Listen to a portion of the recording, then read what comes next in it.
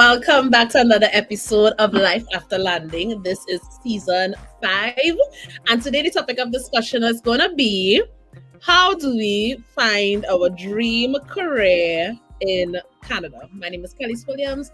I will be your host for today, and I am the CEO and founder of the UpRow app. So the UpRow app is a settlement app helping newcomers to Canada to settle safer and faster by providing them access to identity verified, qualified professionals who can help them to achieve their goals, right? And today we're going to be interviewing one of those professionals, one of those people who help newcomers to get settled in Canada, doing amazing work with some great reviews. Today, welcome to the stage, we have Racquel. Hey. How are you? That was like the quickest introduction ever. You good? I'm good, man. How are you? I am great. Okay, so we're gonna dive right into it, Racquel. I didn't give people have a good introduction of you because I want to kind of leave it for you, right?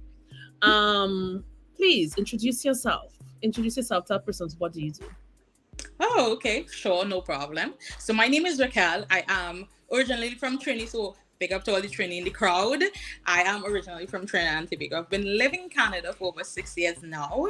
I am by profession an HR and HR and operations area lead or specialist along that line. That's what I do. I'm coming to you from my other work, which is also Balancing Life, which is a consultancy firm that handles career coaching. So that's who I am and what I do. My background is in HR. When I speak to HR, recruitment, talent development, employee relations, training and development, just to name a few. I'm trying to keep time, so I'm naming a few. And I had to navigate when I came to Canada. I had to navigate being here and the job market and settling. So I'm really a supporter of Kelly's services because when I came, it didn't have it. But I think I arrived around the same time as her. So it didn't have it for me, and it was a lot of overwhelming feeling and unknowns, of really knowing. 100%. So, Racquel, I don't know how it is we never do a life before together. I don't know how. It take real long for we to come on this life here together. It take real long for people to get to see you. People wasn't in the village members big up on yourself. Give us some fine emoji in the comment section, right? They know you because you have done a life internally for our internal community. And I think that life was how to find a job in Ontario because that's where you're based, right? Right. So we did that conversation, but today we're going to be doing a bit more broad, right? And the reason why I really wanted to get you in front of the audience, the UpRow audience now, is because newcomers, that is the number one unknown. That's like the biggest point of anxiety for most newcomers. Am I going to be able to provide for myself? Am I going to be able to get back into my dream career? Am I going to be able to find even a survival job, that first job? Like, what do I need to do to get into a job that could help me to thrive in Canada? Right? And I know you're also immigrants. Both of us migrated around the same time. So you know firsthand how it is to come into a country and not know how you're going to make a living, right? And this is how the majority of immigrants land in Canada without having a job secured. So the majority of immigrants are landing not knowing how you're going to make a living. And even if you have savings, it's not going to last. It's not going to last a very long time, right? So there's a huge point of anxiety. And I wanted to kind of get your perspective on this as being somebody who actively works in this field, right? So the first thing I need to ask you, maybe to get some background, is how exactly did you migrate? Like what pathway did you take? How was that process for you? Okay, so for me, the pathway that I ended up taking would be express entry skilled federal worker. And I took that pathway. I came to Canada once on a vacation and I decided, you know what? Here is where I wanted to be.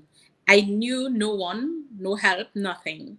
But I'm good at researching. So I researched and I figured out and I found information on this type of pathways. I listened to some YouTube things, different people connecting the dots. So that's the pathway that So when I came to Canada, I came through that pathway straight to PR, straight to being able to find a job as I being able authorized. Let me say authorized, not able, authorized to Mm-hmm. go out there and find live your life now. So that's the pathway that I Mm-hmm. took. That program I came on because I have a degree and a master's. So at that point in time, I was able to qualify for those points to come over. Yeah, and I didn't know that about you. That I actually came through the exact same pathway, which is the federal skilled worker. Yeah. Interesting. Look at that. This is pre-pandemic as well, Yes. where the cut score was a lot lower than it is right now. Yes. Because right now, even with my same CRS score, I wouldn't qualify for FSW anymore. And Correct. now, being 5 years older, like, Um, 5 years.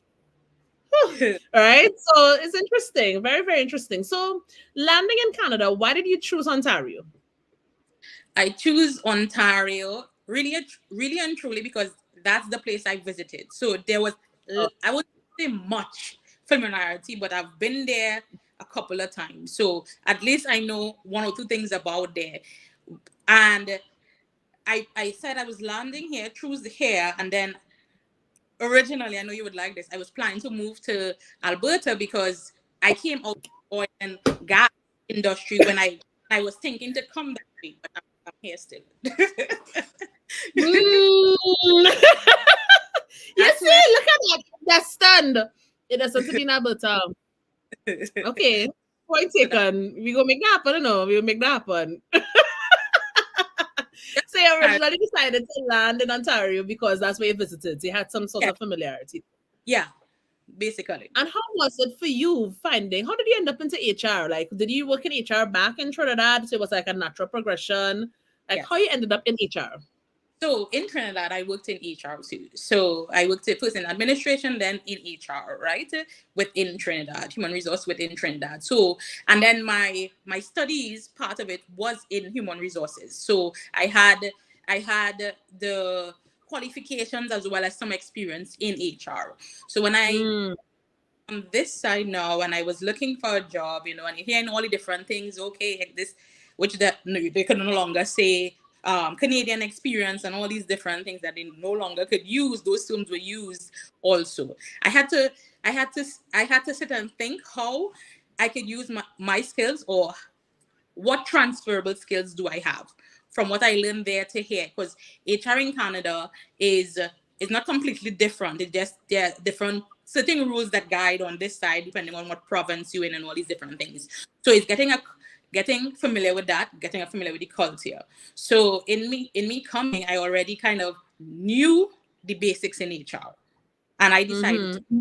I decided when I came to go into my career, willing to step down a bit to go forward. So that's what I decided when I assessed where I was, and because I really didn't know anybody, and I had to build from Mm. like building from ground up. So many persons come to Canada and as international students, right? So I know a lot of y'all who are probably watching here are international students, and it is very it's Hmm. a popular choice to Hmm. decide to study HR, Yes. right? So Hmm. I know that there are a lot of people who are probably currently studying HR or finishing up a diploma in HR, and they themselves are wondering like how to actually enter into the job market, even though they have like 2 years experience, well, Hmm. Canadian studying in Canada, right? So how difficult was it to break into the market as a newcomer in HR? In HR, well, for me, I would say because I'm someone who plan and someone who thinks a lot before I step. For me, I looked at um, I really looked at willing to take a voluntary HR gig to gain Canadian experience, internships. So those are places that I looked at. Those are areas that I looked at getting into HR. I would say pre-pandemic, through pre-George Floyd, I think HR was even harder to get in as, let me say, a BIPOC or a minority person. But now I think Mm, it opened a bit, and now we have groups for people, immigrants that trying to get into human resource and different professions also, but human resource and these type of things. So now there's much more support. So for me, Mm. when I first came, it was decided, okay, I'll take an internship, even though I already knew in HR. I'll volunteer in HR to get something on my resume. So HR is definitely a field I think worth going into for those who are looking to go into that field or finishing up degrees into that field. I think it's putting yourself out there. There are a lot of companies that look for let's say new professional, new grads in HR, so they're able to build them up in it. So Yeah. there are avenues where they could look at. All right. So we want to interview you today. I'm really interested in your personal story. Like, I'm really tempted to dive deeper into this, right? But we also want to get your expert opinion too, because I know we have some people on here like, okay, but how do I do that? How do I do that for my field and my preference, right? But oh, the story juicy, Ollie, the story juicy. Because I really want to touch more on what you said about like diversity in HR. Because if you don't have diverse people in recruiting, you won't get diverse recruits, Correct. right? You want to have everybody sitting down and making a decision as to who gets hired. Mm-hmm. Yeah. And I think like even this Canadian work experience, which in some provinces you can't see anymore, right? um Immigrants would know that, hey, even though you don't have a degree from Canada, you have experience that is valid, Mm-hmm. right? So immigrants may be more willing to take a chance on another immigrants because we know that we have experience. It Mm-hmm. might be Canadian experience nonetheless. So I feel like if it's definitely a move forward when we have more diversity in recruiting, right? So I'm very Correct. happy that you said that. Right? Correct. So someone who works in HR, as well as someone who's actively recruiting, as well as someone who went through the process of breaking into your dream career, what do you think are some of the things newcomers do that put them at a disadvantage? So, what are some of the things that newcomers do that cause them to slow down their process of getting into their dream career? Definitely some of the things from from an HR perspective, I have seen, know about where that newcomers may do. Sometimes people don't have their resume correct. Sometimes there's Mm, mistakes on their resumes, right? Sometimes people don't answer their phones when they see a strange number. Sometimes people ghost you, you know. Sometimes people are not prepared for interviews, to be able to go to interview. They're not prepared. Those are most of the common things that I see that put them at disadvantages sometimes when mm, at newcomers going in. Sometimes I think also it's us ourselves as newcomers. Sometimes we are intimidated. So sometimes we need to build our confidence to go into an interview, coming from where we come from and what we know and how sometimes we think recruiters are because of our past experiences. Sometimes we need to shift in our minds. We don't have that that confidence to go into interviews. These are some of the things that I see um, newcomers may have an disadvantage when it comes to going into jobs. And again, it's also the companies they're targeting, because if you're targeting companies, if you go on their page and it's not very diverse, then would you get into there? Are you looking at companies that have diverse staff, so it gives yourself a better chance? You know, mm, things where what is your job your job search strategy? What is your plan? All these things could be disadvantage that I have seen, and even to my own self also, some of these missteps I have taken, you know mm. not putting the work into getting your so-called dream job, just sending out applications randomly, you know not being open sometimes Yeah. to You're be touching flexible. on a lot of different things there. Not being open, lack of self confidence, not being prepared, not having the resume done correctly. Yeah, you're touching a lot there.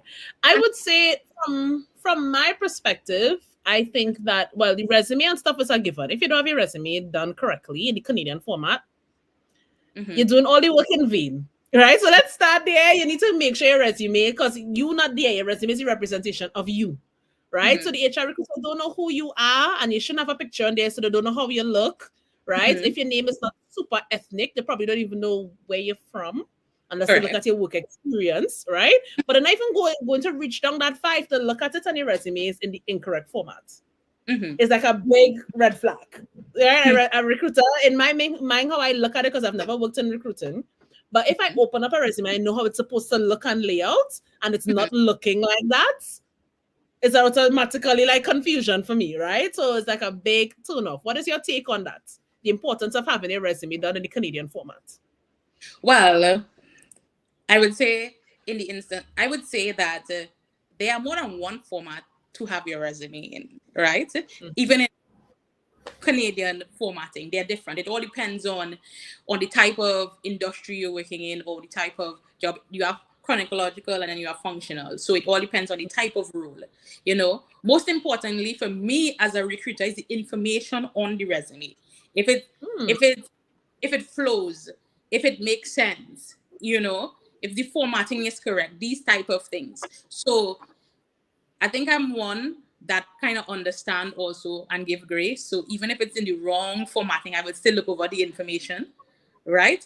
But not all recruiters are like that, as Khalees is saying. Some will just X you out from the beginning, right? And then Mm-hmm. with many, depending on how big the company is, the bigger the company, most likely they're using an ATS system. So it's not self a recruiter seeing your resume. So before you thinking somebody sitting there and reading it, no, it's getting popped out because it's missing key things, right? Because it's in the wrong formatting. So I would say yes, try to have it in Canadian. Um, Definitely have it in the formatting. Which style you choose all depends on your profession and what you're trying to give on what your information they ask for. Let me don't say what you give, what information the job description asks for, and definitely through our services on UpRow, we're able to help you with some of these resumes and interview and all these different things. So I would say that that is what it is. The information, how it's presented, definitely in Canadian style, but choosing which one best suits your type of profession. Yeah, that's some solid advice there. Some solid advice. So I've worked as a settlement service provider Mhm, voluntarily and as a profession, right? I've worked with a couple different mhm, settlement agencies, like teaching classes and newcomers and whatnot, right? And yeah, having the resume done in the correct format, very, very important. But the other thing that you mentioned that I think is even more important, or probably I should say equally important, is that confidence in the interview. Because yeah, just imagine you went through the ATS system, you get selected through the AI everything. filters, a recruiter see a resume, they like it, they call you for interview, you come in and then you butcher it. When you're Mhm, literally right at the door of mhm, getting the job, you butcher it in the interview, right? mhm. So, what are some of the things that you're seeing? I know that at your services on Opera, by the way, you could go to the career coaching tab on Opera and you can actually book a one-on-one with Racquel, right? But as part of your services, you also present and prepare persons for interviews, right? What are some of the things that you're seeing that people do wrong in an interview, or things that newcomers could probably improve on during an interview? Definitely we could. That's a very interesting question. Some of the things I see is definitely being nervous. So then, your nervousness it comes out in the interview. Some recruiters, if they're good, they try to help you not be nervous, but a good bit just leave you to be right. So definitely being nervous, being unprepared, not being even at to answer the first question, which is normally most of the time, tell me about yourself. People, Mm-hmm. and I've seen that question butchered so many times, taken to different directions because sometimes people don't understand what really are the interviewer or interviewers panel asking you when they ask you that question. It's not a time you need to know about your childhood About and childhood. all these different things. They're What I looking like to to do on a weekend? What kind of cake I like to eat? Like, it's really they don't really want to know those things. it's really seeing how you could communicate. So definitely being able to communicate, first of all, who you are. That's one thing I've seen. I've seen people have a lot of difficulty, I wouldn't say, or challenges answering the behavioral questions, in the system. Or they get a scenario, a question presents a scenario, and they have to think, what would I do in this scenario? Sometimes the problem solving or thinking, that also is one of the things I've seen happen in interviews, not being able to Mhm. answer questions, not being able to answer the technical questions if you're going for a job that has a technical part, sometimes not being able to do that. Um, not asking questions, anything, or knowing anything about the company, not self the basics. I've been in interviews where people ask me about the company in the interview, the basics. What's the name of this company again? Things like that. Interesting. So, so it's really and truly, I would say, being prepared to not to better your chances is really and truly being prepared for interviews. And me as a current coach or somebody you can learn all the questions and all. You never know what is coming in this particular interview. But if you practice and you be prepared, you are able to think of answers or have answers to give. You know? Right. Gotcha. Gotcha. Gotcha. So something you said Mm-hmm. really have me thinking about this, right? The self confidence and of a newcomer going in being nervous, right? I feel like there are many different reasons why somebody would be nervous interviewing Yeah. as a newcomer. I was Yes. nervous interviewing as a newcomer for a job in a department store. I was Mm-hmm. nervous because you don't quite know what to expect with Canadian culture. Correct. You don't know if you're going to discriminate against you. You don't know if they're going to understand your accent. Should you be Right. talking different so they will understand? And I guess all of these things, so it's almost like you have from your head to your mouth is a filter, but then you Yes. also add in a whole bunch of stuff there as well that not usually there. You're thinking Yes. about your accent, you're thinking about the culture, you're thinking about every single thing. Most immigrants go to a job interview way overdressed Correct. because we use jackets and shirt and tie and heels and full work. So when they reach any job interview, and everybody have on jeans and a top. It throw Yeah. you off because it's like, what is this? Yeah. Right? Definitely. What is Definitely. this? Most immigrants going out to interview in Canada would be very in for a rude awakening when they reach in the job and they realize everybody have on jeans, right? So it's like a lot of different cultural things that kind of throw you off as a newcomer. Mm-hmm. But on the flip side of that, there's also the perception, and I want your opinion on this. There's also the perception that that employers are intimidated by newcomers because most newcomers are highly educated. Mm-hmm. So we nervous, we overdressed, we socially awkward because we don't really know Kenyan culture. But on paper, we probably is the most educated person in the company. Mm-hmm. What is your take on that? What is your take on that? On that intimidation that a newcomer would bring because we have the master's degree. Because Mm-hmm. why in our country a master's degree is normal to have. While in Mm-hmm. Canadian culture, no one really goes that fine education, right? So tell me about that. Mm. But it all depends. I like experiences in different organizations. There is some level of where someone could be intimidated um by what you bring. They may not say nothing because Canadians are very polite, so they'll smile, listen, and they'll think.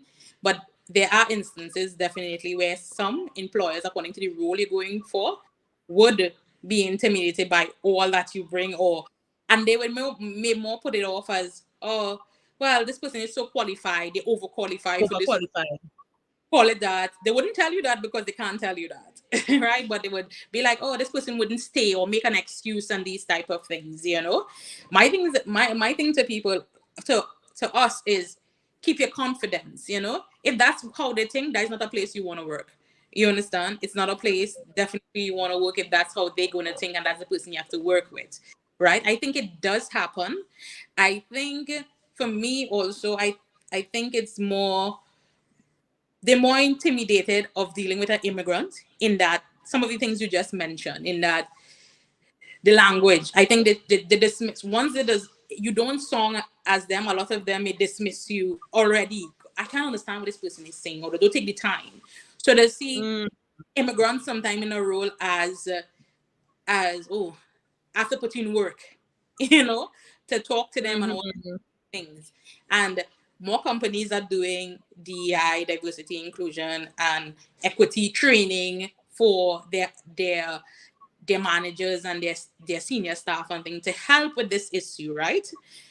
However, I don't think we are completely there yet. I think, and that's why I always encourage people, find places to work where you see some level of diversity, because most likely they already, and that can happen in all cases. Sometimes you are the only person, or the only person in an organization that is BIPOC or minority or so forth, right? Or immigrant, right? I'm not telling you don't, because we can't generalize and say everybody is like everybody. People experiences are different. True. So definitely I would say, so coming back, I do think it happened. Coming back to your question, I do think sometimes they are intimidated, but don't let that dull your star. Still go after what is for you. So don't let that be like you need to dumb down yourself, or in an interview, go with your confidence. I always tell people, go with confidence. What is for you is for you. And you don't want to work around them people, because they're going to micromanage you and all these different things. So as an immigrant, definitely you raise the point about, it's also all these things going through your mind, because all these things are going through your mind when you're going into an interview. And I found what I've started to do, when I started to do at my interviews, is before I go in, take a breath, try to speak a little bit slower, because like for me, I know I personally just speak pretty fast. So sometimes when I'm speaking to people, I have to remember, oh, I speak fast. Slow it down for the Canadians, please, Racquel. But I'm not going to shy away from my accent. I'm not code switch. That's not me, but try to speak slower. Try to use words that they may know, because sometimes I find myself using Trini words, and sometimes they watch me like, Lime and yo, and that's throw them off bad. The yo, all yo.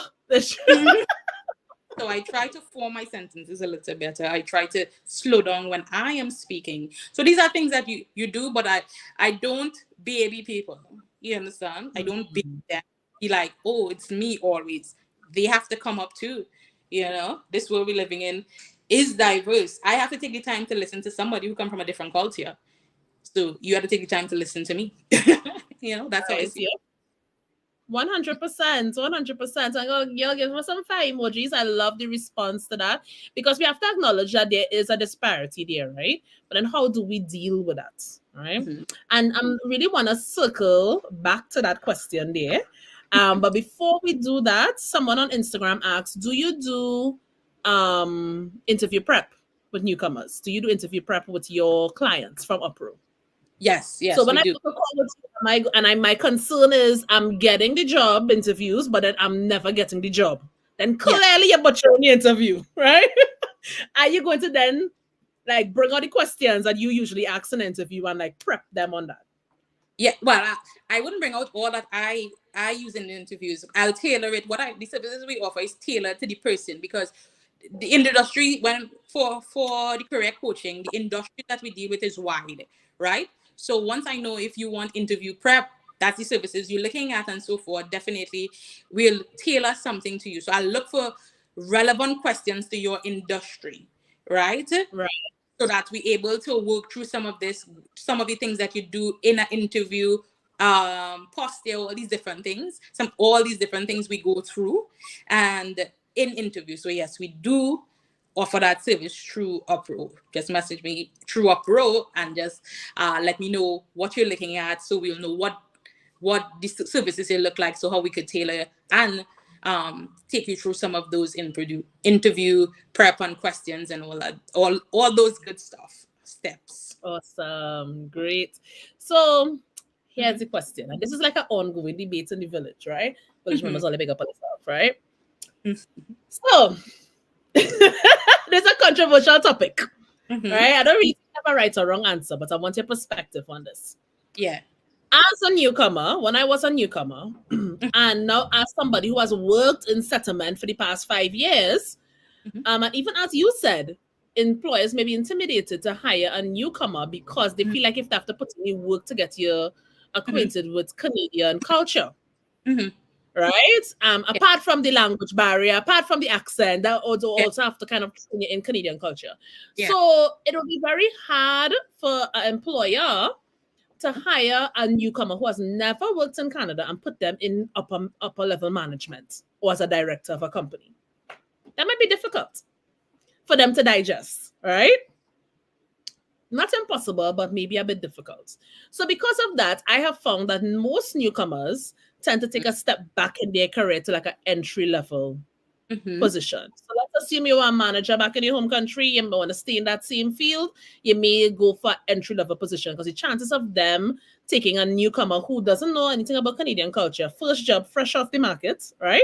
Fresh off the plane, first job, you may have Mm-hmm. a higher chance of getting that entry level position over that managerial position, right? In my situation, I started working as a home department store. Then I got into a field of quality, and within 3 months, I was back into mid-level management. That was Mm-hmm. my particular situation, right? What is your perspective about starting at an entry-level position? Should we be applying for entry-level positions? Or should we be applying from management if we were in management back in our home countries? Do we just keep it going or do we take a step back? What do you recommend? A very interesting question. For me, I'll go back first to say, first you have to assess where you are at. You come to Canada, what job you want, what career path are you looking to go on to? Does my finances and my where I sit, could I take an entry level job from the get go, right? What type of Mm-hmm. finance need, right? For me and my family, my situation, right? There, there is no, to me, this is my perspective. It's okay to take a step back, right? Because I have also done it, Khalees. I started in an agency doing temp work. One day I buy this business, next business, just doing that, then volunteering, then going into HR coordinating, and just building, right? So there is value in that. You make that.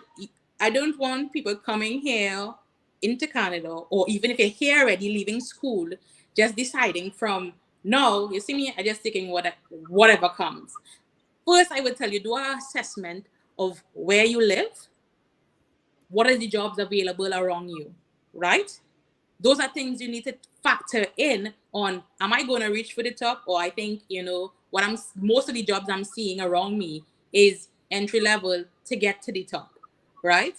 I personally don't like to discourage people from aiming for the stars, because I feel like top management sometimes use a cop out of, oh, this person is new, so brand new, so I don't want to put them here and so forth. That's, to me, that sometimes by management is a cop out, or just something they want to say not to give somebody a chance, right? So Mm, I'm not gonna, they could do better, companies do better, because people mm, coming here experience with the qualification, so do better. That's part of what I see. But some people mm, can't wait to get that job. So that's why I say you have to sit and assess, okay, the job market where you are at. If you're in Alberta, Ontario, BC, wherever you are, what is the job market looks like? Would I go in lower and be able to reach management faster? Or should I, like, even for me, and sometimes I was doing both. I was applying for low level jobs. I had one resume for there, and then I had another resume where I'm applying for jobs at my level and seeing what comes along. So right. it's basically what plan you have, and I think that's what we help you with. What plan are we having? Plan A, plan B. What plan do Mm, I going out into the job market? If I think, you know what, I just want to work at Walmart or any department store coming out, let me get a job in and then let me see. That's some people. Some people, I want to get back into my field. So there are many wants that we want, but we also have to look what's in the job market, what's before us. I may have to mm-hmm, contemplate a remote job, so it's somewhere. Could I get a remote job? I live in Ontario, but my job is in another province. Am I willing? mm-hmm, It's a lot of questions you can ask yourself. I think. I don't think it's cut and dry of yes you can or no you can't. I think you really have to assess your situation, what you can. I won't discourage you from taking a step back to go forward, but I don't want to hold people back, if you understand what I mean. Because I don't Mm-hmm. think, again, coming back to self confidence, that we're less than, we are not, you know. And Canadian culture is something you learn as you go, it's something that we learn. Mm-hmm. And settlement services, they teach you Canadian culture, the basics of Canadian culture. So it's something, if we have all these MBAs, bachelor degrees, all the different things we come with, you feel we can't learn culture, we could learn that pretty fast. We could learn that in good timing. And Pretty we have, fast. I honestly feel like Canadian culture, you can get your mind wrapped around it 1 month working in a Canadian company. Just 1 month. I honestly feel after a month working 9 to 5, 5 days a week with Canadians, you will definitely be equipped. One and you know, month. and you know what? We are part of the culture. So they have to learn us. We are part of the culture. Yeah. 100%. I like it. She like she bring it up. Listen, we here, we rich, we here. We are part of the culture. It's true because we are part of the fabric, right? And the perspectives that we would bring Mhm. benefit the company because who are these companies trying to sell to? They're trying to sell to a diverse population. So who are the best people to sell to a diverse population, not a diverse workforce? Mhm. Right? And Studies have shown that a diverse workforce perform better than mhm. one that is not diverse. So Yes, all of the stats saying that the more diverse your team is, the better it will perform. definitely. So And it really, really are valued in economic development. We have seen it time and time again. If we look at the reports, immigrants build countries. It's really, we build it. We come, we settle, we work, we do what we have to do. You know, mm, we yep, we go forward, we outshine, we outperform in most right. instances. Yeah, because we have something to prove. And You feel, because because it is skilled workers. So the majority of us already sacrifice years and money in school. yeah. And we don't really Don't feel have like I to went to a master's grade people. degree to be mediocre. No, I didn't study so hard for that. I didn't study so hard for that. And you And I said get something back from that. And there's something that I want to mention even to our guests. We, as immigrants, sometimes feel we have something to prove. Honestly, we don't Mm, have to prove. We already have a career. We're already doing the different thing. Even if you're going out of school, you do your degree, all these things. This is my perspective. We don't have to prove to a job or employer that we good as the other person who's there. We already good as we already good. And I think sometimes we tell ourselves, oh, I have to go outperform, I have to go do all these things. But that's yeah, what we have to do. But when you really look at culture, most places in Canada, it's very laid back in somewhat laid back in work. You know, people just come to work, keep a job, 9 to 5, this. That's where they go. You and know, the they shut keep, off. They're not staying back late. They're not putting in extra hours. They're not answering the phone off of work. hmm and a Yeah, lot of in most cases. where you come from, the countries we come from, most of the time, you doing like 5 people jobs wrapped up in one role. Whereas here, and that's one of the things I noticed when I was here, when I came, I was like, so I only have to do recruitment? What about this and this? I only have to do this? So sometimes, according to the role you are in, you will find yourself like, there's all nah, I have to work hard at it, I have to work extra at it because this can't be it alone. And sometimes that's us because that's what we are accustomed doing so much more. So sometimes that's part of the culture of understanding this is me, this is my role. Yeah, 100%. I love that you mentioned that. Thank you very much for mentioning that. I think that was one of the biggest culture shifts Mm-hmm. or culture shocks for me as a newcomer. Also, I mean, this is my job and this is This, my job. Like, yes, I don't have to do this. You mean like this is it? And I mean like after work, I could like just leave and not expected to stay back late. I could just leave. And you mean, like without a fight, I don't have to justify. I could just not come into work with a whole set of explanation of why. and if I'm really having a mental health crisis, it's going to be considered and I will get time off for it. Mm-hmm. That was to me the biggest one, like about Canadian culture. Like your mental health is really, really taken seriously. if you're having a mental health crisis, they're gonna take it seriously. You could talk to somebody, Unlike back home, you lose your mother, you lose your father, you get a couple of days off, come back to work, partner. Mm-hmm. Come back to work because the job now is you come back out to work, deal with that on your personal time, right? So this is the question. We have 20 more minutes. This hour going by real quick. You mentioned something before. We had two resumes, right? Mm-hmm. You was applying for the entry level position, you was applying for the managerial position, right? My question is, what is your take on newcomers taking qualifications off of their resume when they're applying for entry level positions, right? So you're not lying on your resume, you're omitting. Because if let me be real, you don't go to a birthday party in a wedding dress, right? Mm-hmm. If you're applying for a position as a store clerk, why your resume have a PhD on it? Your resume just need to. If I have more, that's my business and that's my perspective on it. In that, if I'm applying for a role that, oh, I have a PhD, but I'm just looking for a retail job, I don't need to mention all that. It's not, to me, it's not lying. I don't need to tell you all that. You ask, once I meet your minimum requirement, that's what I'm putting there. So in the instance, I don't see it, that's me, I don't see it as lying or omitting or anything, because it doesn't injure what I'm applying for. If it's something that's relevant, that's different. If you want to tell me, okay, if it's something that's relevant or contrary to the job itself, then you may have an issue. But no, and that's why sometimes you have to have, well, in my thing, you tailor your resume to what level job you are we applying to, because like for many people who come out who in school over here right now in university, a good couple of them already have bachelors from back home and Master different, or something.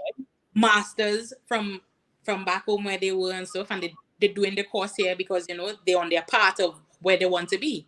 So in the instance, if I'm applying for a retail job, I leave off the masters. I don't need that is extra.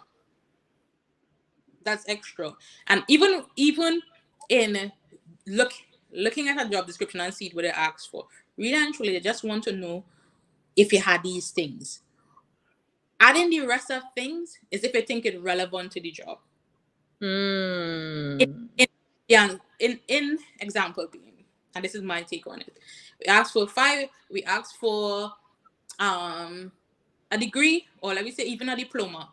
A diploma in this particular in HR. We asked for a diploma in HR, 2 years experience or 1 year experience or whatever, right? I'm putting that.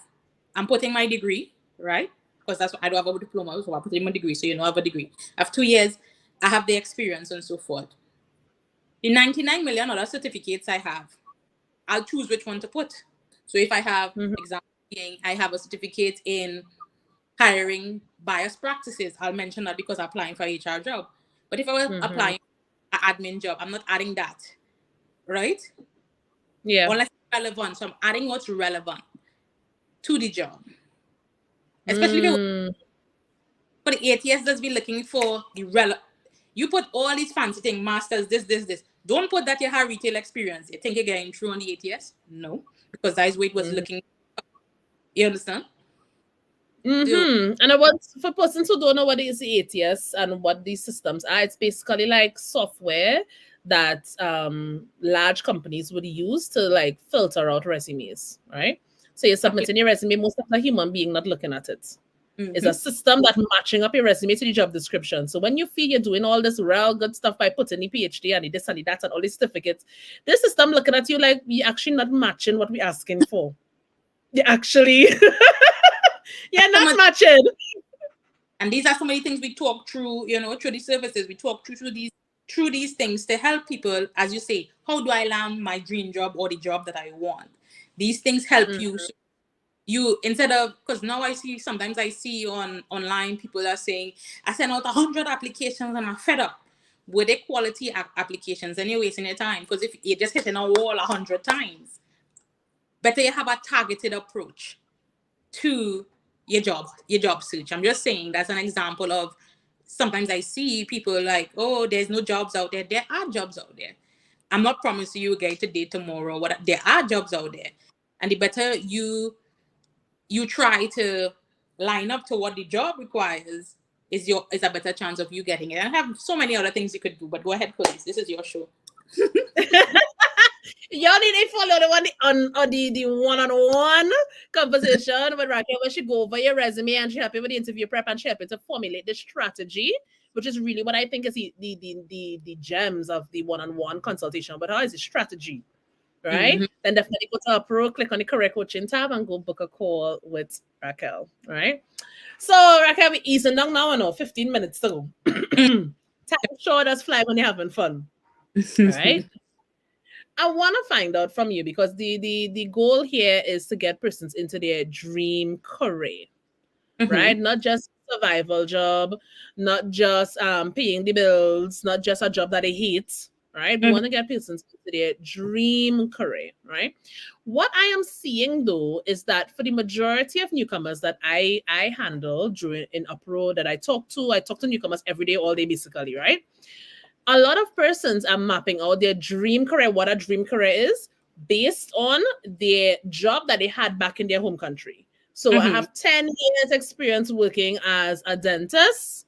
I need to Mm-hmm. come to Canada and be a dentist, right? Because Mm-hmm. that is what I have experience in, right? Or I have 10 years experience as in HR. I need to come to Canada and be in HR, even if I hated HR, Mm-hmm. but that's what I have the experience in, right? So I just briefly want to touch on how hard is it to completely pivot as a newcomer to Canada? Like, I don't care what I was doing back home, I go and do something different in Canada. How Mm-hmm. difficult is that for somebody who's considering a complete pivot? What would you suggest? Um, I think I'll say first, definitely coming to Canada, moving to a new place. You have the opportunity to reinvent what you want to do. Because sometimes even back home, we get into a career or a job because that was what was available, right? So that's Mm-hmm. what it is, our years in that, right? So definitely for comfort, not for joy or for career path and a feeling of fulfillment, we take another job in the same place here. So I would say it's called career transition, and there are programs that show you how to transition your career. So that's one way where you could get support on transitioning your career. It you have to be thoughtful about it also. What are the steps? It all comes down to planning. I was a dentist. What I really want to do, you might figure out I want to be an entrepreneur. I might, I think I just want to be a sales or something like that. How do I get from this career to that? How do I show that on my resume is another thing. Because I think in wanting to transition or transition into a new career, sometimes people find a lot of difficulty of how showing that. How my resume will bring out the skills that I had in dentistry now that I could use in sales. You understand? Mm-hmm. Those things you have to thoughtfully do with the support of someone who knows what they're doing could help you with that. Or Mm-hmm.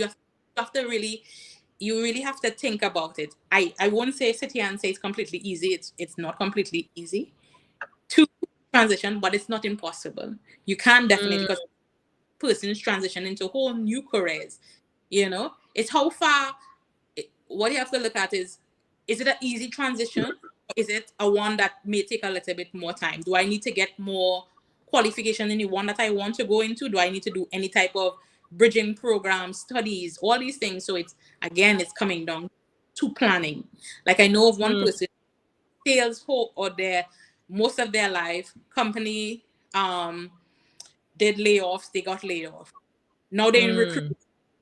So they use some of the skills from sales, talking to customers and stuff. Now they're doing recruitment. That's the new rule, right? So transitioning careers, how far? And you could definitely see. I could definitely see how some of the skills in sales could transfer into recruitment. Is it an easy transition of that, or is it a bigger transition?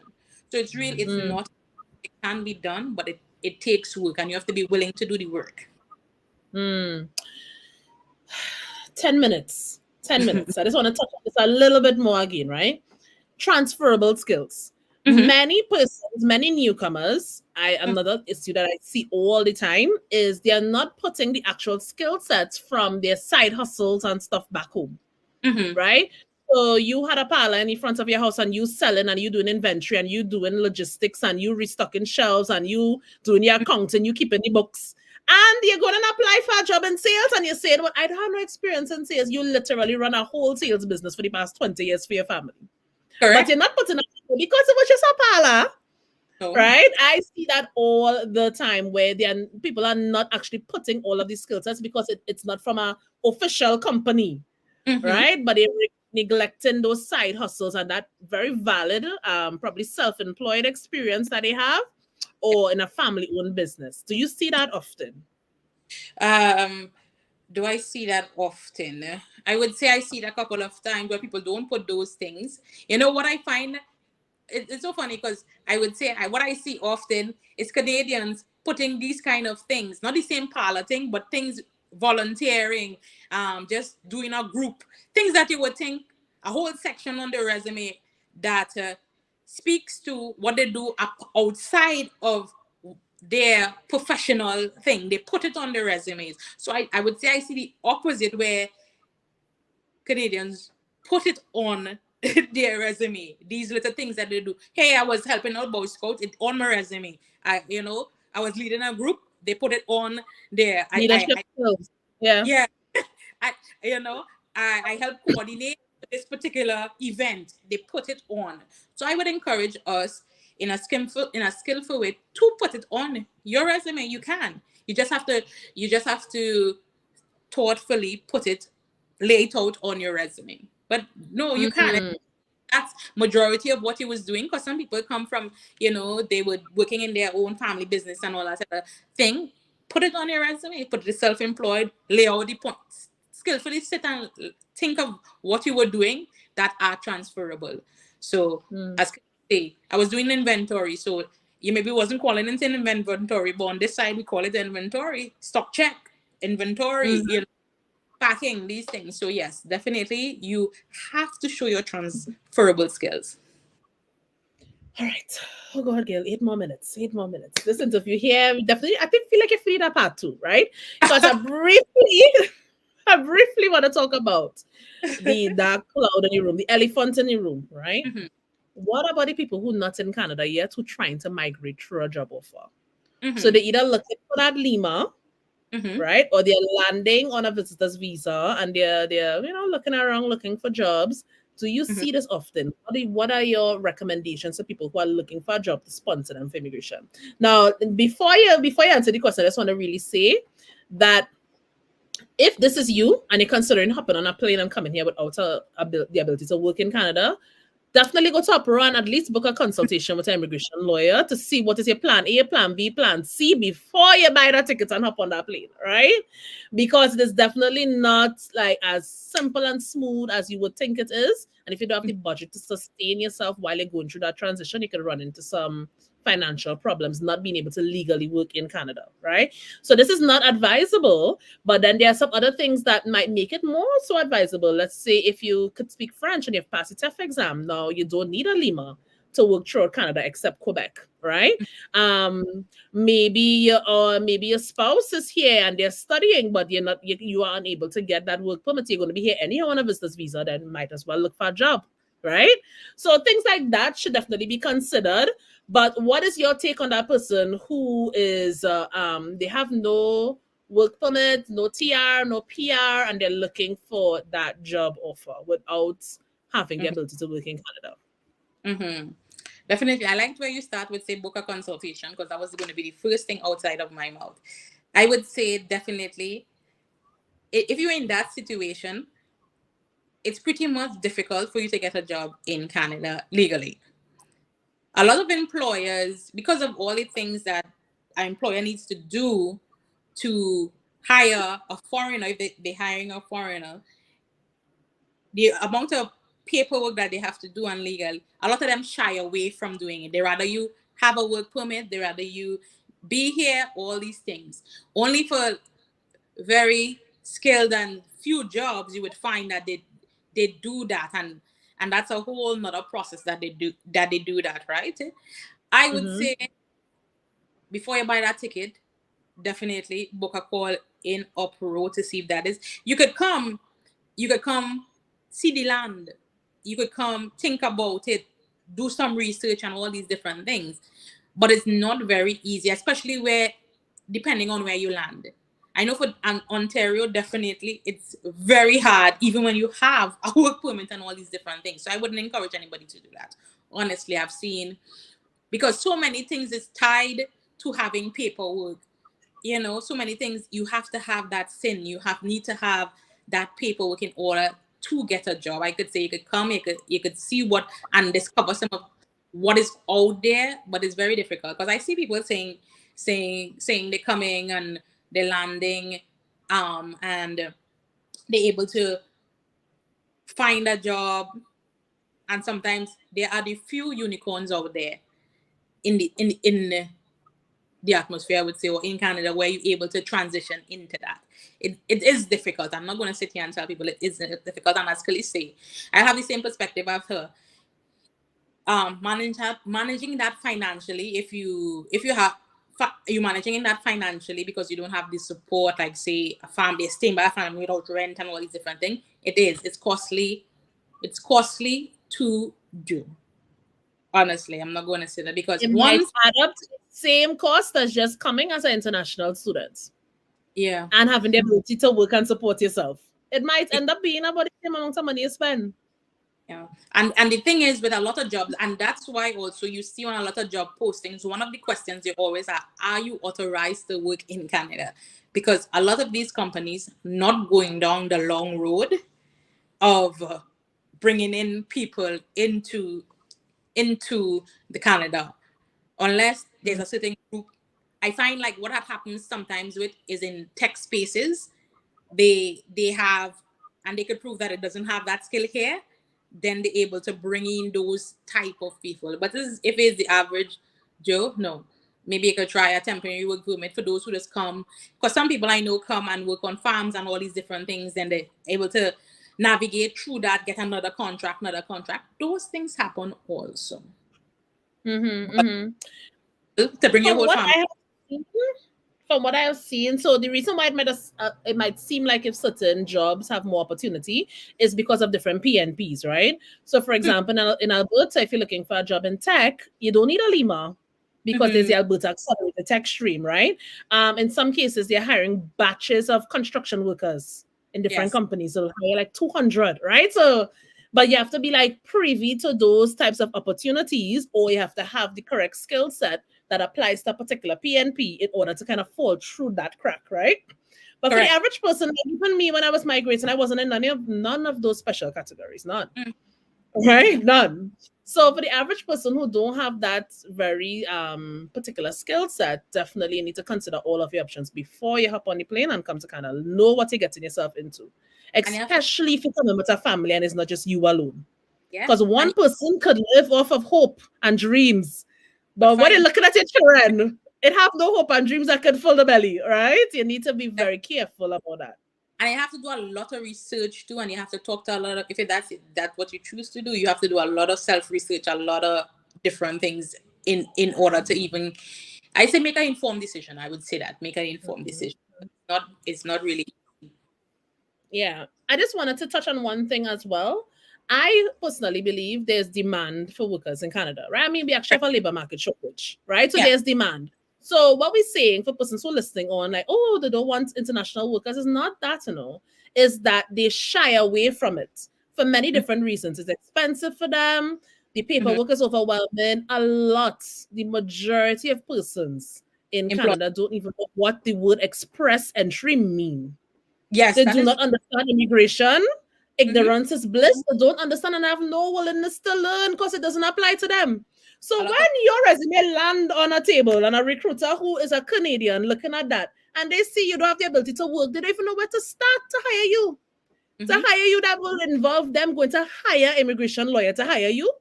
Mm-hmm. That's already a big hurdle for them to Yeah. mentally. They don't know how to do it. They will shy away from it because it's unfamiliar to them, Yeah. right? So it's very Yeah. difficult unless you meet this person in a networking event and you chat them down and you become the best friend, right? Unless you know this person, it's going to be very difficult for a company to just outright just give you a chance just like that, unless you fall into one of those special categories, right? So And yeah, lastly, we just copy the 1 hour mark. Yes, go right ahead. You have something to say. no. And I say I was just continuing what you were saying, or yeah, unicorn, because they're the one-off shots where people get through with things doing these things, but that's Mm-hmm. 1 million. Mhm. Go Right. ahead. So the last thing I need to ask you, the power of networking, because I mentioned if you meet the person in a networking event and you're talking to them, and that could increase your chances of them giving you a chance, right? I want you to answer this question. How important do you think networking is for a newcomer in finding their dream career? Networking is your best friend, I would say, in finding, in being able to, being able to hear about job opportunities, being able to even get information. Networking is very important as a newcomer, and I always tell newcomers that networking is important. And you're not networking, and sometimes you network, and the person you're speaking to is not the one that they get the job to, but they put you onto somebody else. You never know who would lead you to who, or if this person. So don't ever think your interaction with someone is is not worth it. And I come from the Caribbean background, please too.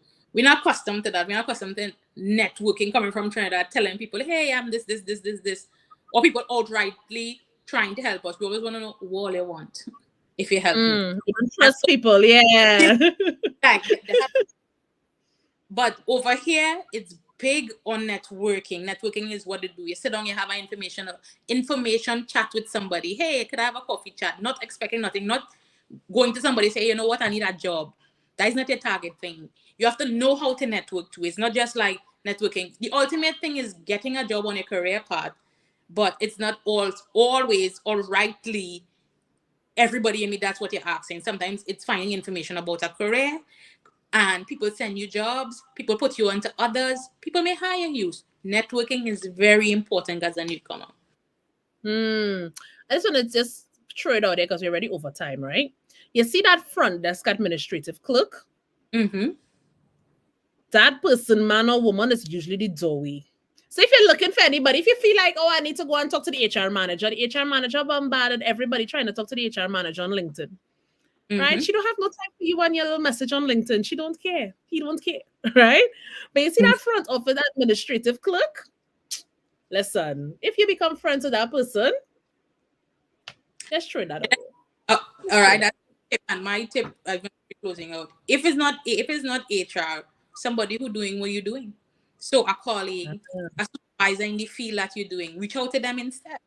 Instead in if you reach out to HR and HR not answer you, doesn't answer you or so forth. Yeah, as Kuli say, somebody within the organization or somebody in a similar role, you just saying, hey, I just need to hear about how it is, things like that. So Mm-hmm.